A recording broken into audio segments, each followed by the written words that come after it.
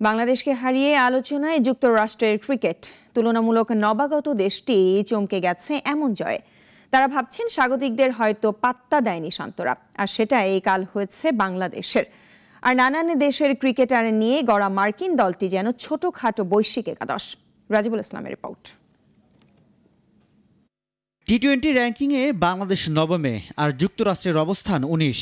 10 ধাপ পেছনের দলটির কাছে হারল বাংলাদেশ।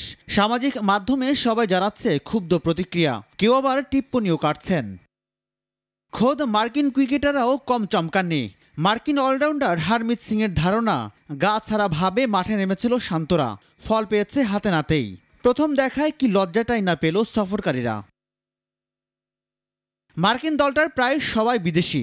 অধিনায়ক মোনাক প্যাটেলের জন্ম গুজরাটে, খেলেছেন গুজরাট অনূর্ধ্ব-19 দলে। হারমিত সিংও ভারতীয়, আইপিএল খেলেছেন রাজস্থান রয়্যালসের হয়ে। আরেকজন সৌরভ নেত্রাভালাকার লোকেশ রাহুলের সঙ্গে একই সাথে 2010 যুব বিশ্বকাপ খেলেছেন। কোরি অ্যান্ডারসনকে সবাই চেনেন, নিউজিল্যান্ডের হয়ে বিধ্বংসী সব ইনিংস খেলেছেন। আলী খান ও শায়ান জাহাঙ্গীর পাকিস্তানি। দক্ষিণ আফ্রিকার দুজন হলেন আন্দ্রিয়াস গৌস ও শেডলি ফর্ন শ্যালউইক।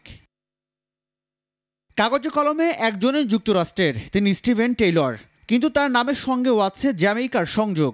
পূর্বপুরুষের চলা পথে হেঁটেছেন তিনিও। এই দল নিয়েই ক্রিকেট সংস্কৃতি তৈরির চেষ্টা নানা দেশের মানুষের গড়া দেশ যুক্তরাষ্ট্র। রাজিবুল ইসলাম, নাগরিক। ওয়ালটন ফ্রিজ কিনে অনেকের মতো আপনিও হয়ে যেতে পারেন মিলেনিয়াল। সেরা পণ্যের সেরা অফার।